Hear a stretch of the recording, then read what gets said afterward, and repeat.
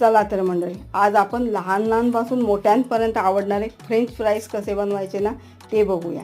त्यासाठी मी 4 बटाट्या उकडून घेतल्यात, त्या किसून घेतल्यात। नंतर त्यात मी चिली फ्लेक्स टाकलं, ओरिगानो टाकलं, चवीपुरतं मीठ टाकलं आणि कॉर्नफ्लॉवर टाकलं आणि ह्याचा मस्तपैकी एक गोळा तयार करून घेतला। नंतर हे लाटणीच्या साहाय्याने लाटून घ्यायचं पीठ मस्तपैकी। 4 कडा कापून घ्यायच्या आणि एकदम बारीक बारीक स्लाइस करून घ्यायच्या। लहान मुलांना चहाबरोबर सुद्धा हे तुम्ही झटपट बनवून घेऊ शकता। नंतर मी हे स्लाइस तयार होईपर्यंत गॅसवर पॅन ठेवला आणि तेल कडकडीत गरम केलं। हे तळतेवेळी मात्र गॅस फास्टच ठेवायचा आणि तेल गरम पाहिजे। आणि नंतर या स्लाइस तळून घ्यायच्या। कुरकुरीत फ्रेंच फ्राईज तयार। नक्की करून बघा। आवडलं तर लाईक, शेअर आणि सबस्क्राईब